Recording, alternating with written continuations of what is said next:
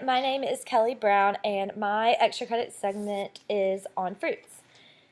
Um, my sources come from the book Food Chemistry, Principles and Applications, pages 22 through 26, and pages 21 through 28. That's by Huey.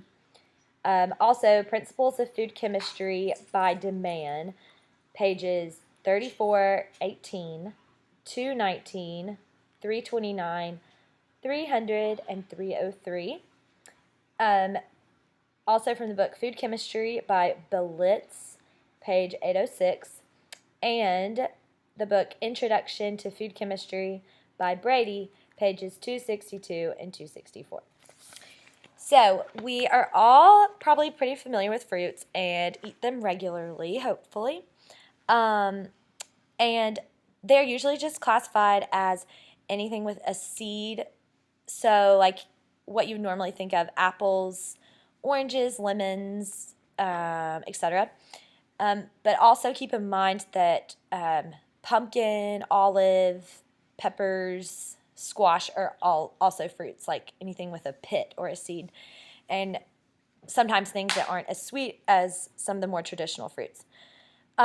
But the actual scientific definition of a fruit is the ripened ovary of a plant.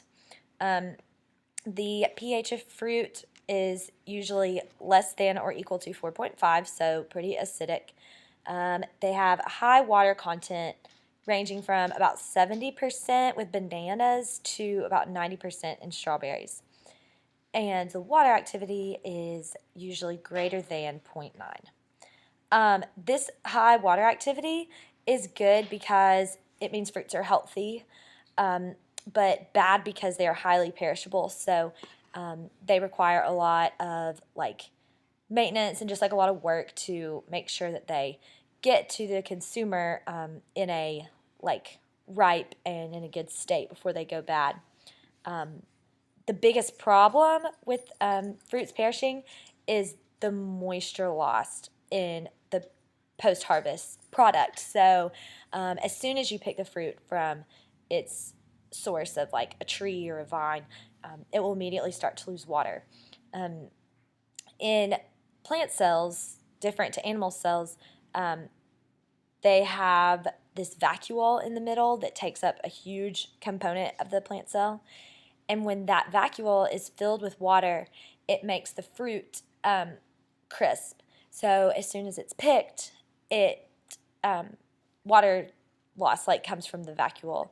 So that contributes to softening of the plant, which is good up to a certain extent.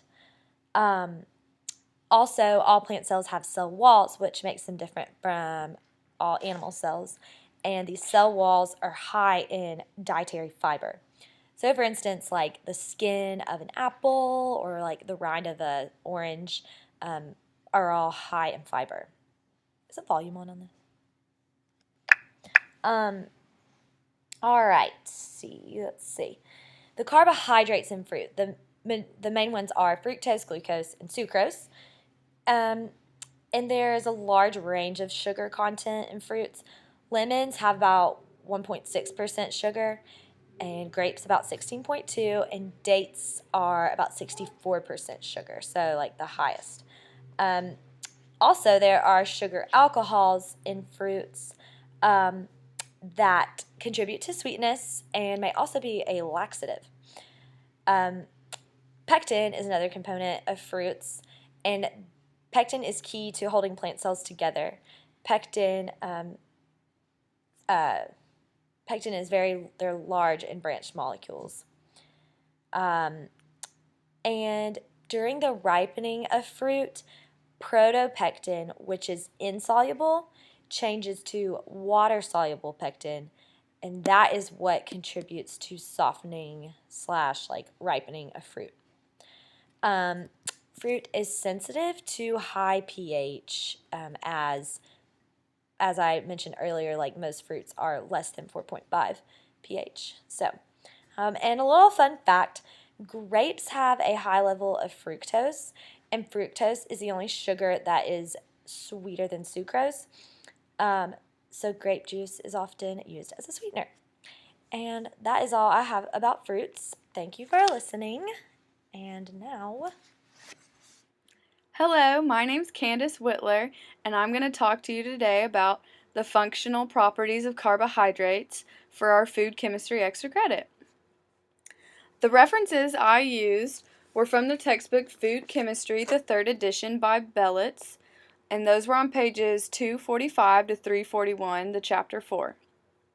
The second book was Food Chemistry Principles and Applications by Christian and Smith.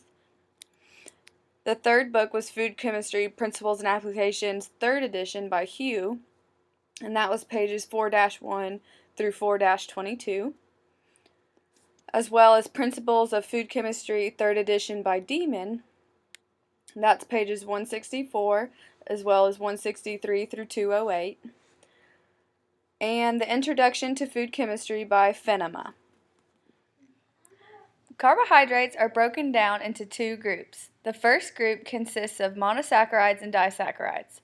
This covers sugars and sweeteners. Their functional properties are crystallization and caramelization. Crystallization is when the sucrose in sugars and sweeteners dissolves and reforms as crystals when heated. Caramelization can also occur with sugars and sweeteners. This is a process in which crystallization continues until the sugars turn brown and caramelize. The second group of carbohydrates are polysaccharides.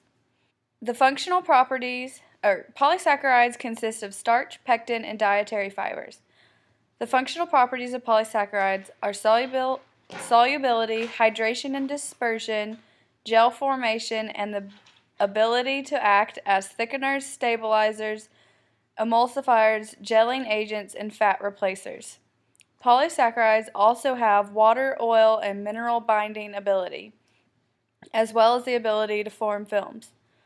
Also, polysaccharides contribute to our diet and hold dietary importance. The first functional property, solubility, is the means of increasing viscosity of a substance. Most polysaccharides are insoluble in water because of their packing structure from naturally occurring sources. An example of this is the fact that cellulose has many strong bonds between hydrogen. Also, solubility in dietary fibers act as stabilizers and thickening agents. This allows them to reduce blood sugar levels as well as cholesterol and constipation. The second functional property of polysaccharides is hydration and dispersion characteristics. All polysaccharides are hydrophobic. However, this does not mean that all of them are soluble in water. The ability of polysaccharides to hydrate is necessary for them to function properly. In order to do this, heating may be required. Consequence of hydrating would be if it is done too rapidly, then there can be a fisheye reaction. The third functional property is the capability of polysaccharides to form gels. Gel formation depends on the carbohydrate concentration.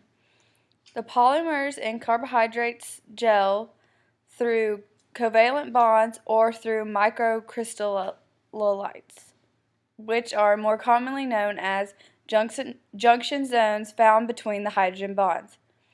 In order for gel formation to occur, ionic interactions must be present, and more specifically, the interactions must be hydrophobic. Starch only has the ability to partially gel. However, casein is a carbohydrate that gels to form milk protein. To conclude, the functional properties of carbohydrates are crystallization, caramelization, solubility, hydration, and gel formation. Hi, my name is Alexis Meneese, and I'll be covering emulsions. The resources that I used were Principles of Food Chemistry by John DeMann on page 400, Food Chemistry by Bellitz, Grosch, and Sherberly on page 63, and then Food Chemistry by Fenema on pages 134 through 138, pages 376 through 378. By definition, an emulsion is a dispersed system of one or more immiscible. With the exception of lecithin, all emulsifiers used in food are synthetic. And now I'll talk about the formation of an emulsion. To make an emulsion, you just need oil, water, and an emulsifier such as our surfactant. And our surfactant is just basically a material that strongly absorbs at the interface, and therefore it causes to substantially lower the surface tension at a low concentration. Proteins are the emulsifiers for oil and water food emulsions because they are edible, surface active, and provide superior resistance to coalescence. They can't be used for water and oil emulsions because they're insoluble in oil.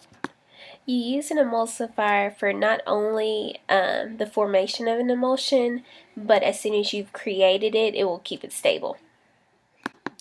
Next, I'll just talk about emulsifying properties such as like the physical chemistry of an emulsion formation and the factors affecting. We've talked about things like creaming, which is just where the particles like in the emulsion will separate, so they'll either float or sink. And then there is flocculation, which is basically just the opposite of an emulsion, where instead of binding together, they separate out from each other. There's also coalescence, which is just where it looks like the two solids are pulling each other apart, and then stability. Many of the everyday foods we eat, such as like milk, egg yolks, butter, mayonnaise, things like that, salad dressings, cakes, they are emulsion type products where proteins play a really big role as being an emulsifier in those products to bind them together. The homogenized milk is then more stable against creaming than the natural milk because of that casein micelle and whey protein film is stronger than the natural milk's lipoprotein membrane. To determine the emulsifying properties of a protein, you can look at a couple things such as like the size distribution of the oil droplets that are formed, the emulsifying activity, the capacity, and the stability. There are many different factors that influence emulsification. You have things such as intrinsic factors, which would be like your pH, your oil phase volume, the type of protein that's being used, the melting point of the oil that's being used.